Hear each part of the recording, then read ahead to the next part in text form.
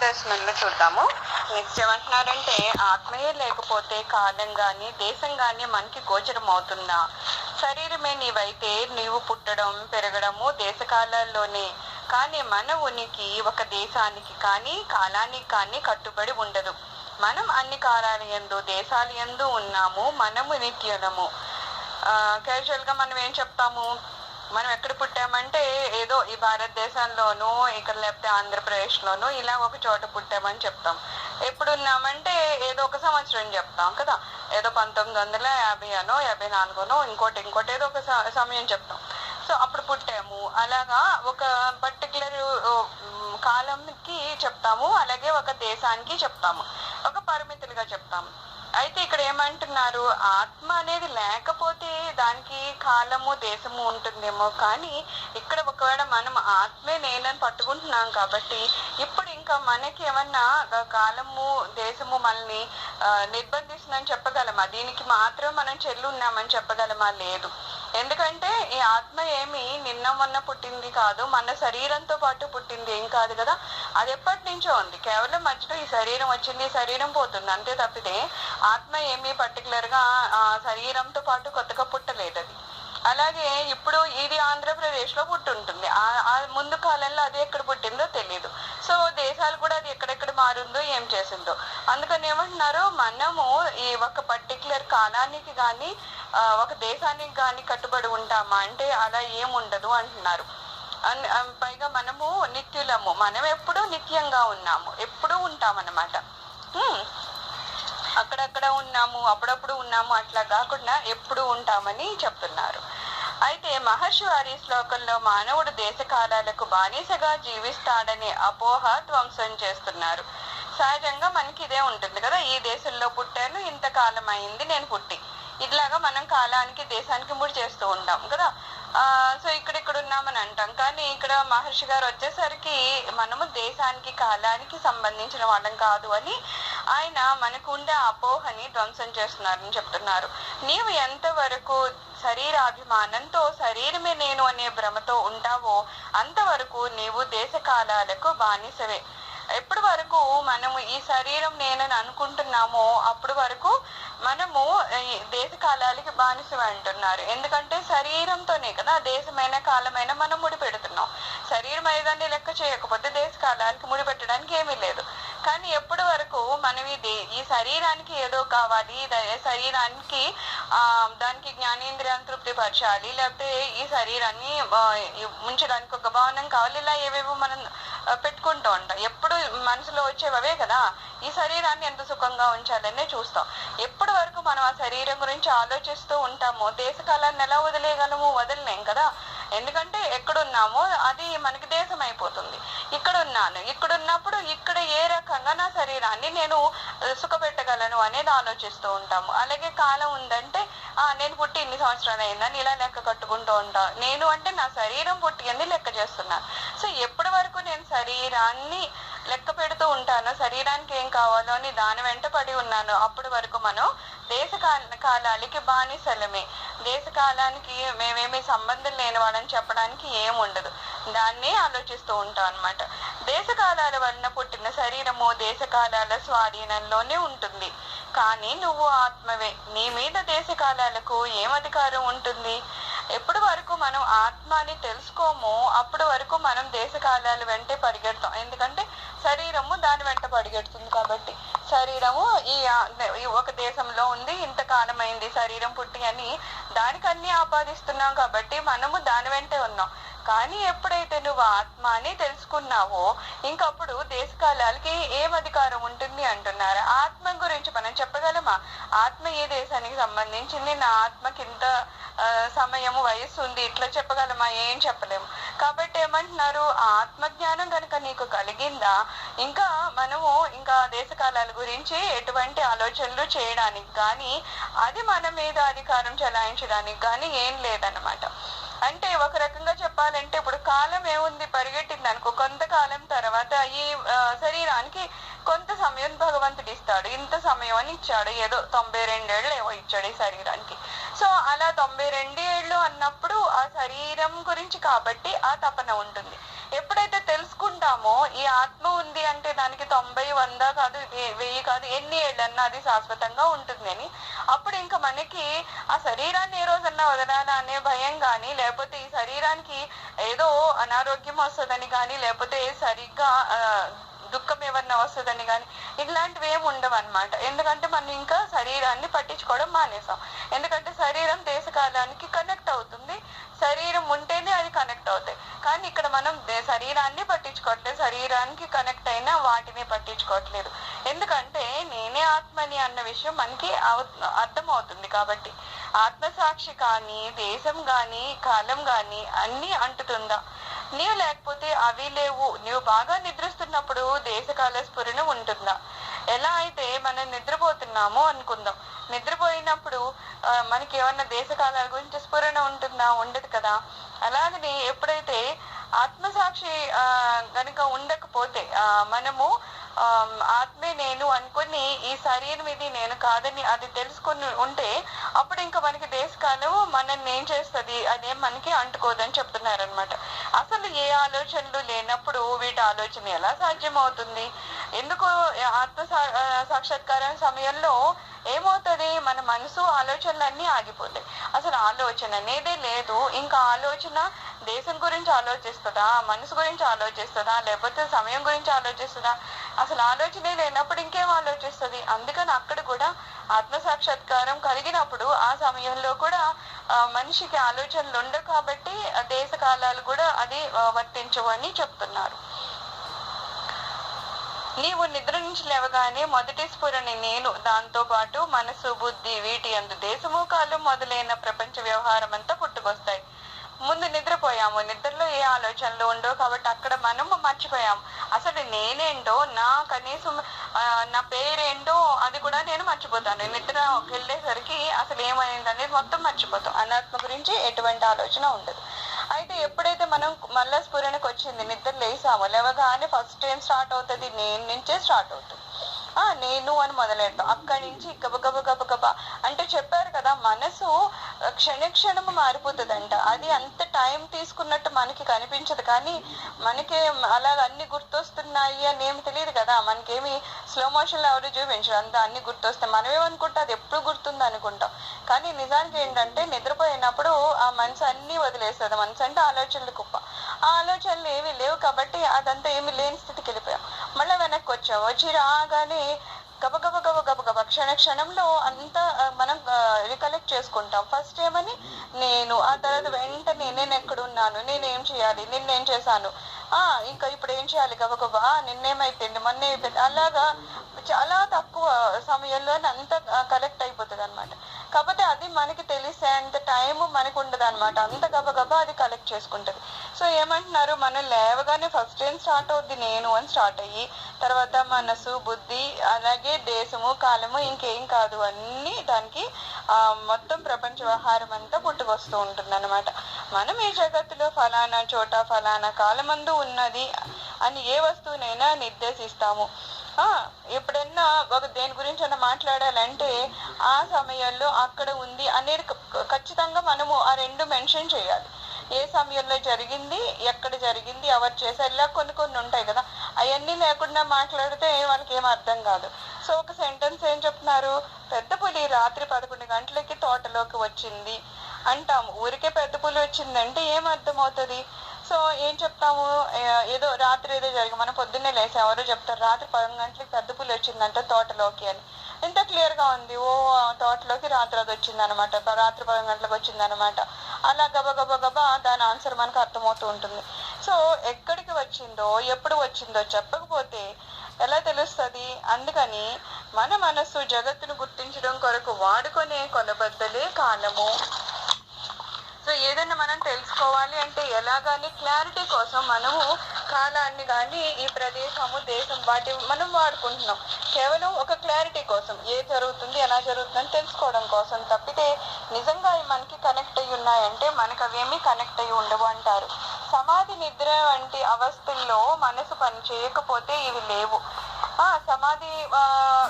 సమాధి స్థితిలో కానీ నిద్రావస్థలో కానీ మనకి మనసు అక్కడ పనిచేయదు కదా, ఆలోచనలు ఉండవు. కాబట్టి అప్పుడు ఇవన్నీ పనిచేస్తున్నాయా, కాలము, ఈ ప్రదేశం ఇలాంటివన్నీ పనిచేస్తున్నాయంటే అవి ఏమి ఉండవు. ఎందుకంటే ఆలోచన అనేది లేని స్థితి. కాబట్టి మనసు పనిచేసే కళల్లోనూ జాగ్రత్తల్లోనూ కూడా ఇవి కావాలి. కాబట్టి కాలము దేశము నిజానికి లేనివే, కాబట్టి వీటి వల్ల పుట్టే అన్ని వస్తువులు కూడా నిజమైనవి కావు. అయితే మనము నిద్రావస్థ సమాధావస్థ అంటే ఓకే, అక్కడ మనసు పనిచేయదు, అక్కడ లేదు. అదే మళ్ళా మనము కళలోకి వచ్చామనుకుందాం, మళ్ళీ కళలో మనం కొంచెం క్లియర్ గానే చూస్తాం. ఒక మనిషి ఏదో ఉన్నట్టు, అదేదో మనము ఏదో అడవిలో ఉన్నట్టు, కొండలలో ఉన్నట్టు, లేకపోతే ఎవరింట్లో ఉన్నట్టు. సో అక్కడ ఒక ప్రదేశము చూస్తాము, ఒక మనిషిని చూస్తాము. అది పగలో రాత్రి అది కూడా కొంచెం క్లియర్ గా మనకు అర్థమవుతాయి. అంటే ఏదో అక్కడ కూడా కాలమానాలు తెలుస్తున్నాయి. ఏంటి, మనము అక్కడ నిద్రలోనే ఉన్నాము, నిజంగా అది జరగడం లేదు. అంటే మన జాగ్రత్త అవస్థలో జరిగేది జరగట్లేదు. కానీ స్వప్నావస్థలో కూడా ఏమవుతుంది, మనసు కొన్ని కల్పిస్తుంది. మనసు ఏం కల్పిస్తుంది, అదేదో ఒక ప్రదేశాన్ని చూపిస్తుంది, అదేదో సమయాన్ని చూపిస్తుంది. ఇప్పుడు మనం రాత్రి పడుకున్నాము, కానీ కళలో మనకి పగల్లాగా కనిపించవచ్చు. సో ఇక్కడ ఏమంటున్నారు, అక్కడ కళలో కూడా ఒక ప్రపంచం మనకు కనిపిస్తుంది. సో నిజానికి అసలు ప్రపంచం ఉన్నదా అంటే లేదు అని మనం క్లియర్ గా చెప్పచ్చు. స్వప్నావస్థలోకి వచ్చేసరికి నిజంగా అక్కడ లేనిది కళల్లో అది మనకి సృష్టించి చూపిస్తుంది. కాబట్టి ఇక్కడ ఏమంటున్నారు, మనసు ఉంటేనే ఆ ప్రదేశం అనేది కానీ లేకపోతే అక్కడ కాలం అనేది కానీ ఉంటుంది అని చెప్తున్నారు అనమాట. కాబట్టి మనం ఈ శరీరమే అనుకున్నంత వరకు ఈ శరీరము దేశ కాలాల ఆధీనంలో ఉండే ఈ జగత్తులో ఒక వస్తువు. కాబట్టి ఈ రెండు సంఖ్యల నుండి బయటపడలేము. సో ఎప్పటి వరకు మనం శరీరమే నేను అనే ఆలోచన ఉంటుందో అప్పటి వరకు దేశ కాలాన్ని మనం వదలగలమా అంటే మన వల్ల కాదు. ఎందుకంటే శరీరం ఉంది అంటే ఖచ్చితంగా దేశం కాలము దానికి కనెక్ట్ అయ్యి ఉంటుంది కదా. దేశం శరీరం ఉందంటే ఇక్కడ ఉంది, ఈ సమయంలో ఉంది, ఇంక ఇవే మాట్లాడతాం మనం. సో ప్రపంచంలో చాలా మంది తాము ఈ శరీరం అనుకుంటారు. కాబట్టి ఈ చిక్కు స్థితి తప్పదు. ఈ ప్రపంచంలో చాలా మంది అంటే దగ్గర అందరూ కొంత ఈ జ్ఞానం వచ్చి ఈ బంధ విముక్తులైన వాళ్ళని వదిలేస్తే మిగిలిన వాళ్ళు అందరూ ఏమనుకుంటారు, శరీరమే నేను అనే స్థితిలోనే ఉంటారు. కాబట్టి ఇంకా ఎక్కువగా ఈ కాల వెంట కానీ ప్రదేశం వెంట గురించి వీళ్ళు పరిగెడుతూనే ఉంటారనమాట. ప్రతి వాడు నేను ఆ ఊళ్ళో పుట్టాను, నా పుట్టినరోజు ఇది, నేను సన్నంగా ఉంటాను, నేను లావుగా ఉంటాను, నేను రోగిని ఆరోగ్యవంతుడిని, నేను చిరంజీవిని కావాలి, పెద్ద ఇల్లు కుటుంబము ధనం కావాలి, దీనికోసం అన్ని విధాలా ప్రయత్నిస్తాను. ఈ విధంగా మనసులో ఒక ఖైదుని కల్పించుకొని అందులో చిక్కుబడి ఉంటాడు. ఎప్పుడు ఆ శరీరాన్ని ఎలా సుఖపెట్టాలి అనే ఆలోచనలోనే ఉంటాడు కదా. సో ఆ ఆలోచనలు ఎక్కడి నుంచి వస్తున్నాయి, లోపలే వస్తున్నాయి, మనసులో వచ్చి వాటి గురించి తాపత్రయపడుతూ అతన్ని ఆ శరీరంలో ఒక ఖైదులాగా ఉండిపోయి ఏం కావాలని కోరికలు అనుకుంటున్నాడు, ఆ కోరికలను ఎలా తీర్చుకోవాలని ఆలోచనలు చిక్కుముళ్ళలోనే అతను ఉండిపోయాడు అనమాట. సో అదే అందులో చిక్కుపడిపోయి ఉన్నాడు. కానీ మన నిజస్థితి ఏంటి, మనము ఆత్మస్వరూపులము, దేశానికి కాలానికి అతీతులము. ఇది అంతా సహజంగా మనకు అలా అనిపిస్తుంది, కానీ మ్యాక్సిమం అందరూ అలా అనుకుంటున్నారు. కానీ నిజానికి మనం అలాగా శరీరానికి మాత్రం సంబంధించిన వాళ్ళమా అంటే కాదు కదా. మన నిజస్థితి ఏంటంటున్నారు, ఆత్మస్వరూపులము, మన ఆత్మ అనేది నిజమైంది. అందుకని మనం దేశానికి కాలానికి అతీతులము. మనమేమి ఒక దేశానికి చెందిన వాళ్ళము, ఇదే కాలానికి చెందిన వాళ్ళం, ఇంతకాలమే ఉంటామని అనడానికి ఏమీ లేదు. దీనికి అతీతులం, దీనికి సంబంధం లేని వాళ్ళం అనమాట. మనం వాటిని మనం సృష్టించాము, కానీ అది మనల్ని పుట్టించలేదు. లక్ష్మి గారు మ్యూట్ చేసుకోండమ్మా.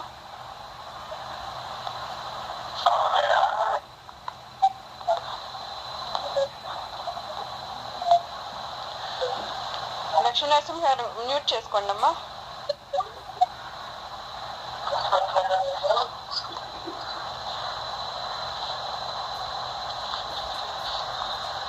సో మనం దేశానికి కానీ కాలానికి కానీ సంబంధించిన వాళ్ళం కాదు దానికి అతీతులం అని అంటున్నారు. వాటిని మనం సృష్టించామే, కానీ అవి మనల్ని పుట్టించలేదు. అయితే ఈ దేశం అని కానీ లేకపోతే కాలం అని కానీ మనమే కదా తయారు చేసుకున్నాము. ఈ ఒక టైం ఉందంటే ఇన్ని గంటలకి ఇన్ని నిమిషాలని సెకండ్లని ఏమైనా మనం తయారు చేసుకున్నాము. అలాగే రోజులకి పేర్లు పెట్టుకున్నాము, లేకపోతే సంవత్సరాలకి పేర్లు పెట్టుకున్నాం. అలా కాలాన్ని మనమే డివైడ్ చేసాము. ప్రదేశాలు ఉన్నాయంటే వాటికి కూడా బార్డర్స్ పెట్టి ఏదో ఇది భారతదేశం, అది చైనా, ఇంకోటి పాకిస్తాన్, ఇట్లా ఏవేవో చేసుకున్నాం. సో నిజానికి ఏంటి, అవన్నీ ఒక మనుషుడు ఏదో కల్పించుకున్నాడు. ఈజీగా తను జీవించడం కోసం తను ఎక్కడున్నాడో ఏంటో చెప్పడానికి అవతల వాడికి ఒక క్లారిటీ ఉండడానికి కోసం అన్ని ఇవన్నీ సృష్టించాడు తప్పితే నిజంగా అవి ఉన్నాయి అంటే అవేమీ లేవు. అందుకని ఏమంటున్నారు, మనం వాటిని సృష్టించాలి తప్పితే ఏం మనల్ని పుట్టించలేదు అంటున్నారు. సో మనకి ఏమన్నా కాలము ఈ దేశము బానిసలు అవుతారేమో తప్పితే మనమేమి వాటికి బానిసలం కాదని చెప్తున్నారు. మనం పుట్టింది ఎక్కడా లేదు, చచ్చేది ఎక్కడా ఉండదు. మనమేమి ఎక్కడని పుట్టలేదు, ఎక్కడా చచ్చిపోము. ఎందుకంటే ఈ శరీరమే మనం కాదు కాబట్టి, ఆత్మ అనేది ఎప్పుడు ఉంటూ ఉంటుంది కాబట్టి మనకి ఎప్పుడు పుట్టుకనేది లేదు, ఎప్పుడు చావు లేదు. మనం ఎప్పుడు ఎక్కడ వ్యవహరించడం లేదు. మనం ఒకప్పుడు ఉండడము ఇంకొకప్పుడు లేకపోవడము లేదు. మనం అంతటా వ్యాపించి నిత్యంగాను దేశకాలాలకు అవతల ఉంటూ ఉంటాము. అయితే మనము అంతటా వ్యాపించి ఉంటామంటున్నారు. ఏ రూపంలోనూ ఆత్మస్వరూపంలో కదా. మనలో ఉన్న ఆత్మ విశ్వం అంతా వ్యాపించిన ఆత్మ ఒకటే అంటున్నారు. కాబట్టి ఇప్పుడు ఈ శరీరంలో ఆత్మ ఉండవచ్చు, ఆ తర్వాత మళ్ళీ అది రూపాన్ని మార్చుకుంటుంది కదా, ఈ ఆకారాన్ని తీసి వేరే ఆకారాన్ని ధరిస్తుంది. అప్పుడు ఇది ఇక్కడే ఉండాలని లేదు కదా, వేరే ఏదో ప్రదేశంలో అది విహరిస్తూ ఉంటుంది. సో ఏమంటున్నారు, అది నిత్యంగానూ ఉంటుంది, అది సర్వవ్యాపకంగానూ ఉంటుంది, అంతటా అది వ్యాపించి ఉంటుంది మన ఆత్మ. ఆత్మ సాక్షాత్కారం కలిగితే ఈ దేశ కాలాల చిక్కులన్నీ విడిపోతాయి. నీవు ఆత్మను తెలుసుకోకపోతే అవి ఎప్పటికీ వదలవు. ఎప్పటి వరకు మనము ఆత్మని తెలుసుకోమో అప్పటి వరకు ఈ దేశం, కాలము, శరీరము దీని అంటే మనం పరిగెడుతూనే ఉంటాం. కానీ ఎప్పుడైతే ఆత్మే నిత్యం అని, ఆత్మే మన స్వరూపమని మనం ఎప్పుడు తెలుసుకుంటామో అప్పుడు మనం దేశ కాలాన్ని వదిలేస్తామని చెప్తున్నారు. మనం అనుకునే జీవితం స్వల్పమే కానీ అమూల్యమైంది. మనం ఏదైతే జీవితం అని అనుకుంటున్నామో అది చాలా చిన్నది కదా. ఈ శరీరంతో ఉన్న జీవితం తీసుకుంటే చాలా చిన్నది కానీ చాలా అమూల్యమైంది కదా. అందుకే ప్రతి క్షణాన్ని చాలా జాగ్రత్తగా ఉపయోగించుకోండి అంటారు. దాన్ని సద్వినియోగం చేసి ఆత్మలాభాన్ని పొంది దేశకాలాన్ని అతిక్రమించాలి. మన శరీరానికి ఈ జీవితం వచ్చింది అంటే, స్వల్ప జీవితం వచ్చిందంటే అది దేనికి వచ్చింది? మన గమ్యం ఏంటో తెలుసుకోవడానికి, ఆత్మ సాక్షాత్కారాన్ని తెలుసుకోవడం కోసము, మోక్షాన్ని సంపాదించడం కోసము. ఇవి అన్ని మనం పక్కన పెట్టేసి ఊరికనే ఆ శరీరానికి ఏం కావాలి లేకపోతే దేశకాలాలు ఎంటే పడి తిరుగుతూ ఉంటే అది అలాగా టైం అయిపోతుంది తప్పితే మనం దాంట్లో మనం సాధించింది ఏమీ ఉండదన్నమాట. సో ఏం చెప్తారు, ఇంత స్వల్పమైన జీవితం అయినా సరే అది అమూల్యమైంది, దాని మూల్యమే మనం చెప్పలేమన్నమాట, విలువ కట్టలేంది. ఎందుకంటే ఇన్ని కోట్ల జీవరాశులు ఉన్నా సరే మన ఒక్కడికి జ్ఞానం సంపాదించే ఒక ఉపాధిని కల్పించున్నారు భగవంతుడు. సో ఈ ఉపాధిలో మనం తెలుసుకోగలుగుతూ ఉంటాం, నేను కూడా భగవంతుని అంశనేని. ప్రతి జీవిలో ఉన్నా సరే ప్రతి జీవి తెలుసుకోగలుగుతుందా? దానికి ఆ జ్ఞానం సంపాదించగలిగే ఆ ఉపాధిని స్వామివారి ఇచ్చారా? ఇవ్వలేదు. అంత జ్ఞానాన్ని వాటికి ఇవ్వలేదు. కానీ మనం ఒక్కడ ఉన్నాం అంటే మాత్రం నేను కూడా భగవంతుని అంశనే లేకపోతే నేనే భగవంతుని అని తెలుసుకోగలిగే ఒక జ్ఞానాన్ని సంపాదించగలిగే ఉపాధి మనకుంది. కానీ అది మనం తెలుసుకోలేదు అనుకుందాం. ఎంతసేపు ఈ శరీరాన్ని ఎలా సుఖపెట్టాలి, ఎక్కడ తిరగాలి, ఏం చేయాలి, ఇలాగే చూసుకుంటూ కూర్చుంటే ఏమవుతుంది? మనం అనుకునే ఆ కాలం గడిచిపోతుంది. మనకి ఈ స్వల్ప ఉపాధికి మాత్రం స్వల్పకాలమే ఉంది కదా. మన ఆత్మకైతే అది ఎప్పుడూ ఉంటుంది కదా. అది పక్కన పెడితే ఇది ఒక శరీరం వచ్చింది, దీనికి మాత్రం చాలా స్వల్పకాలమే ఉంటుంది. ఆ కాలాన్ని మాత్రం ప్రతి క్షణం మనం గుర్తు చేసుకుంటూ ఉండాలి. ఏ చిన్న అనవసరమైన పని చేసుకుంటున్నా అప్పుడు మనం గుర్తుపెట్టుకుంటూ ఉండాలి, అయ్యో ఈ సమయం మనం వృధా చేసేసుకుంటున్నాం. ఈ సమయాన్ని దేనికి ఉపయోగించుకోవాలి అంటే ఆత్మ సాక్షాత్కారం కోసం, ఆత్మను తెలుసుకోవడం కోసం. ఆత్మే నేను అని ఎప్పుడైతే తెలుసుకుంటామో అప్పుడు ఈ శరీరం కానీ దేశకాలానికి కానీ మనం బానిసలు అమ్మము. విపరీతమైన ఏదైతే ఆతృతలు అయి ఉంటాయో అన్ని పోతాయి అన్నమాట. పోయి చాలా శాంతిని పొందుతాం అనమాట. ఏ ఆనందం కోసం మనిషి జీవిస్తాడో, ఏ ఆనందం కోసం మనం తపన పడతామో ఆ ఆనందాన్ని మనం తెలుసుకుంటాం. దేశకాలాలతో కానీ, మనస్సుతో కానీ, మట్టితో కానీ, కార్యకారణంతో కానీ సంబంధం లేని ఆ శుద్ధ చైతన్యంలోనికి పోతాము.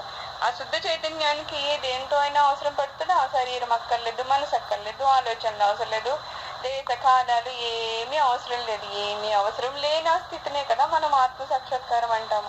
సో ఆ శుద్ధ చైతన్యంలోకి మనం వెళ్ళాలంటే ఇవన్నీ మనకు అవసరం లేదు. ఆ శుద్ధ చైతన్యంలోకి వెళ్ళిపోయామా ఇవన్నీ ఆటోమేటిక్ గానే ఇంకో దాని జోలికి మనం వెళ్ళం అనమాట. అవన్నీ తొలగిపోతాయి మన నుంచి. ఎక్కడైతే ఆలోచన అనేది లేని స్థితి ఉంటుందో అక్కడే శుద్ధ చైతన్యాన్ని మనం కనుగోగలుగుతాం అనమాట. ఎక్కడైతే మనసు లీనమైపోతుందో అదే ఆత్మ సాక్షాత్కారం కదా.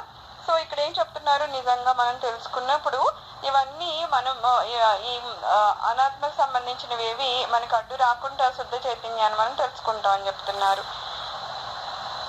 ఈ జన్మలోనే ఇక్కడే ఆత్మలాభాన్ని పొందితే నీ లాభం అత్యధికము. దానికోసం నువ్వు కృషి చేయకపోతే ఆ నష్టం కూడా అపారమే. ఇక్కడ ఏమంటున్నారంటే నువ్వు గనుక ఈ జన్మలోనే ఇక్కడే, ఎందుకంటే ఈ జన్మ ఇప్పుడు వచ్చింది మనకి తెలుసు, ఈ ఉపాధి ఉందని మనకు తెలుసు, కానీ ఆ తర్వాత మళ్ళీ ఇదే ఉపాధి వస్తుందా అంటే మాత్రం గ్యారంటీ లేదు కదా. ఏ రకంగా అయినా మనకి ఉపాధి మారిపోవచ్చు. మళ్ళా మనం మానవ జన్మ ఎత్తుతామని లేదు. ఆత్మ అయితే ఉంటుంది, కానీ ఆత్మ మానవ రూపంలో ఉన్నప్పుడు మాత్రమే ఆత్మ సాక్షాత్కారాన్ని తెలుసుకోగలిగే జ్ఞానాన్ని సంపాదించగలుగుతుంది. కానీ వేరేగా ఏదో జంతు రూపంలోనో రాయి రూపంలోనో ఇంకో రూపంలోనో ఉన్నప్పుడు అది ఎట్లా తెలుసుకోదు కదా. అలా మళ్ళా మనము ఆ మోక్షానికి దూరం అయిపోతూ ఉంటాం. కాబట్టి ఏమంటున్నారు, ఇక్కడే ఇలానే మనము మోక్షాన్ని ఎలా సంపాదించాలా అని ప్రయత్నించి ఆఖరికి మోక్షాన్ని సంపాదించు. ఇప్పుడు కనుక నువ్వు ఈ మోక్షాన్ని సంపాదించలేదా చాలా నష్టపడిపోతావు అంటున్నారు. అదే ఆత్మజ్ఞానాన్ని సంపాదించేవా చాలా లాభపడతావు అని.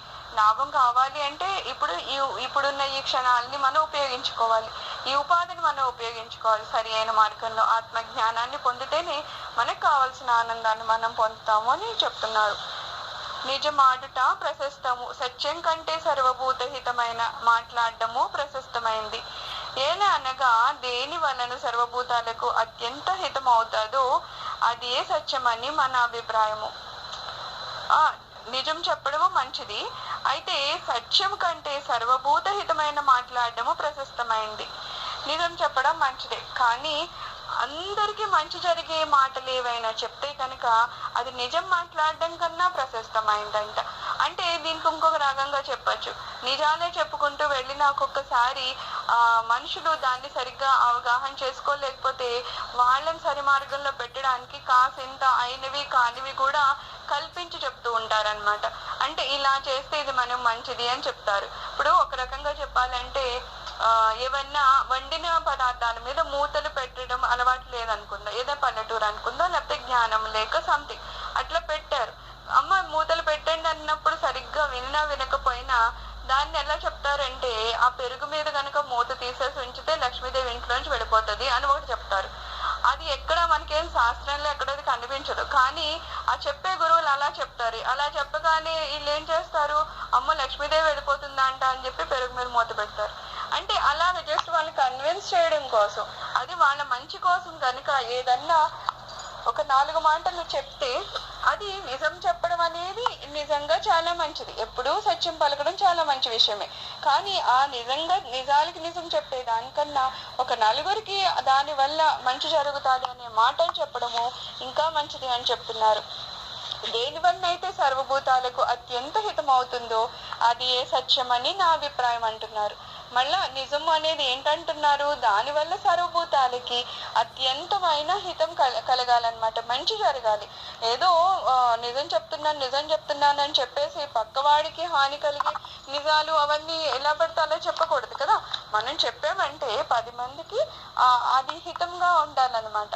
సో దాన్ని కొంత మార్చినా ఇంకోలా అయినా సరే అందరికీ మంచి జరిగేది ఏ మాటలైతే ఉంటాయో దాన్నే సత్యము అంటారు అని ఇక్కడ స్వామివారు చెప్తున్నారు.